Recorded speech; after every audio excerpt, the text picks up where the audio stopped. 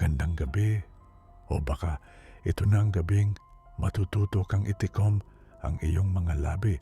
Ako si Mang Hector.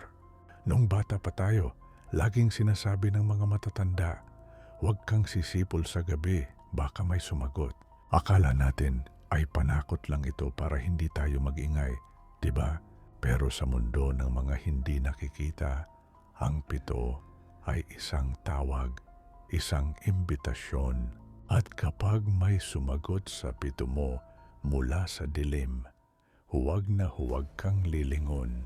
Dahil ang sumasagot sa iyo ay hindi tao, kundi isang bagay na matagal nang naghihintay na tawagin. Maupo ka, pigilan mo ang paghinga. Dahil ang kwentong ito ay tungkol kay Paulo at sa pitong naging mitsa ng kanyang buhay. Pakinggan mo ang kwento ng pito sa dilim.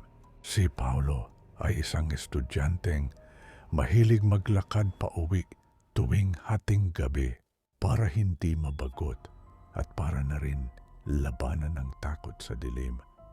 Madalas siyang sumisipol ng mga paborito niyang kanta. Isang gabi, habang dumadaan sa isang abandonadong tulay, sumipol si Paulo ng 3 beses. Wew. Laking gulat niya nang mula sa ilalim ng tulay. May narinig siyang sumagot, isang pito na eksaktong kapareho ng tono niya, pero mas mabagal at mas paos. Tumigil si Paulo, kinabahan siya. Pero inisip niya na baka may ibang tao lang doon. Sumipol siya ulit. Sa pagkakataong ito ay mas mabilis. Muli, sumagot ang pito mula sa dilim. Ngunit ngayon, ang tunog ay tila mas malapit na. Wiu. Parang nasa likuran lang niya ito. Kumaripas ng takbo si Paulo hanggang sa makarating sa kanilang bahay. Pagpasok niya, nilock niya ang lahat ng pinto at bintana.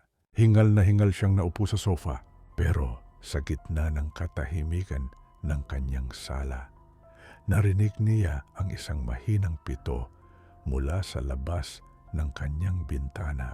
Pagkatapos, narinig niya ang pito sa loob ng kanyang kusina hanggang sa maramdaman niya ang isang malamig na hangin sa kanyang batok. Isang pito ang dahan-dahang tumunog sa mismong tenga niya. Nakita kita, bulong ng isang boses na parang hinihipang kawayan. Nang tignan ni Paulo ang kanyang sarili sa salamin, nakita niyang ang kanyang sariling mga labi ay dahan-dahan nang nagbubuo ng hugis pito. Kahit hindi niya ito ginagawa, ang kanyang hininga ay kinukuha ng isang aninong nakatayo sa likod niya. Isang nilalang na walang mukha, kundi isang maliit na butas sa gitna kung saan lumalabas ang walang hanggang pito. Sinasabing, sa tuwing may maririnig kang pito sa gabi, bilangin mo ang sagot. Kapag ang sagot ay nanggaling sa lugar na alam mong walang tao, tumakbo ka na. Dahil ang pito sa dilim ay hindi lang tunog.